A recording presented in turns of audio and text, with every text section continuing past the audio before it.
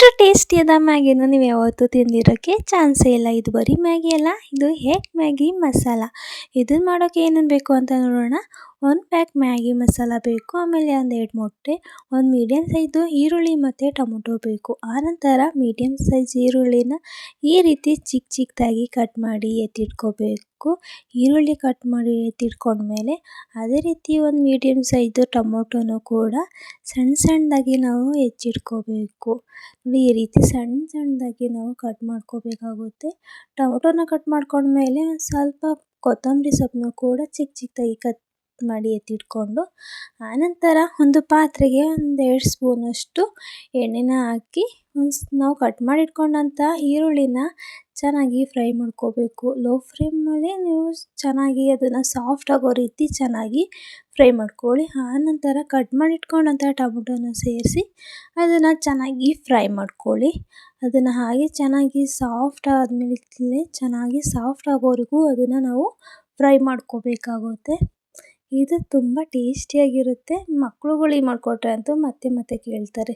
ಚೆನ್ನಾಗಿ ಸಾಫ್ಟ್ ಆದಮೇಲೆ 1 ಸ್ಪೂನ್ ಅಚ್ಚ ಖಾರದ ಪುಡಿ, ಒಂದು ಅರ್ಧ ಸ್ಪೂನಷ್ಟು ಗರಂ ಮಸಾಲ, ಸ್ವಲ್ಪ ಅರಿಶಿನ ಪುಡಿ ಹಾಕಿ ಕಟ್ ಮಾಡಿ ಇಟ್ಕೊಂಡಂಥ ಕೊತ್ತಂಬರಿ ಸೊಪ್ಪನ್ನ ಹಾಕಿ ಚೆನ್ನಾಗಿ ಮಿಕ್ಸ್ ಮಾಡ್ಕೋಬೇಕು. ಲೋ ಫ್ಲೇಮಲ್ಲಿ ನೀವು ಚೆನ್ನಾಗಿ ಮಿಕ್ಸ್ ಮಾಡ್ಕೊಳ್ಳಿ.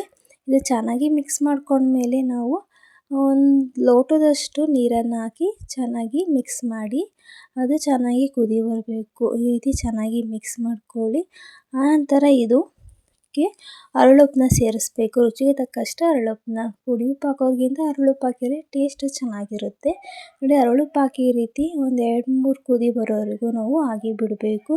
ಇದೊಂದು 2-3 ಕುದಿ ಬಂದಮೇಲೆ ಮ್ಯಾಗಿನ ಹಾಕ್ಕೋಬೇಕು. ಮ್ಯಾಗಿನ ಹಾಕಿ ಅದಕ್ಕೆ ಮ್ಯಾಗಿ ಮಸಾಲನ ಕೂಡ ಸೇರಿಸ್ಕೋಬೇಕಾಗುತ್ತೆ. ಈ ರೀತಿ ಮ್ಯಾಗಿ ಮಸಾಲನ ಅದ್ರ ಮೇಲೆ ಹಾಕ್ಕೊಂಡು ಚೆನ್ನಾಗಿ ಮಿಕ್ಸ್ ಮಾಡ್ಕೊಳ್ಳಿ. ಈ ರೀತಿ ಚೆನ್ನಾಗಿ ಮಿಕ್ಸ್ ಮಾಡ್ಕೊಂಡ್ಮೇಲೆ ಅದು ಮ್ಯಾಗಿ ತುಂಬ ಬೇಯಕ್ಕೆ ಬಿಡಬಾರ್ದು. ಒಂದು 50% ಆದಮೇಲೆ ಅದನ್ನು ನಾವು ಲೋ ಫ್ಲೇಮಿಗೆ ಇಟ್ಕೊಳ್ಳಿ. ಆನಂತರ 2 ಮೊಟ್ಟೆನ ಹಾಗೆ ಒಡೆದು ಹಾಕ್ಕೊಳ್ಳಿ. ಅದನ್ನು ಒಡೆದಾಕಿದ ಮೇಲೆ ಮಿಕ್ಸ್ ಎಲ್ಲ ಮಾಡೋಕ್ಕೆ ಹೋಗಬೇಡಿ. ಒಂದು ಲಿಡ್ನ ಕ್ಲೋಸ್ ಮಾಡಿ ಒಂದು 5 ನಿಮಿಷ ಲೋ ಫ್ಲೇಮಲ್ಲಿ ಬಿಟ್ಟು ತೆಗೆದು ನೀವು ಹಾಫ್ ಬಾಯ್ಲ್ ಮೊಟ್ಟೆ ತಿಂತೀರಿ ಅಂದರೆ ಹೀಗೇ ಸರ್ವ್ ಮಾಡ್ಕೋಬೋದು. ಬಟ್ ಹಾಫ್ ಬಾಯ್ಲ್ ತಿನ್ನೋಕ್ಕೆ ಇಷ್ಟ ಆಗಲ್ಲ ಅನ್ನೋರು ಅದನ್ನು ಇನ್ನೊಂದು ಸೈಡ್ಗೆ ಮಡ್ಚಾಕೊಂಡು ಇನ್ನೊಂದು 5 ನಿಮಿಷ ಲೋ ಫ್ಲೇಮಲ್ಲಿ ಬೇಯಿಸ್ಕೊಳ್ಳಿ.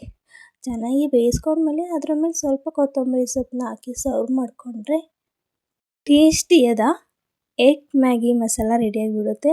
ತುಂಬ ಚೆನ್ನಾಗಿರುತ್ತೆ. ಮಕ್ಳುಗಳಿಗೆ ಮಾಡಿಕೊಟ್ರೆ ಈ ಮ್ಯಾಗಿ ನಾಟ್ ಬ್ಯಾಡ್, ಬಟ್ ಒಂದೊಂದ್ಸಲಿ ತುಂಬ ಅದನ್ನೇ ತಿಂತಾರೆ, ಹೆಲ್ತ್ ಕೂಡ ಹಾಳಾಗುತ್ತೆ. ಅದರಿಂದ ಈ ರೀತಿ ಮೊಟ್ಟೆ ಚಿಕನ್ ಎಲ್ಲ ಸೇರಿಸಿ ಮಾಡೋದ್ರಿಂದ ಬ್ಯಾಲೆನ್ಸ್ ಆಗುತ್ತೆ.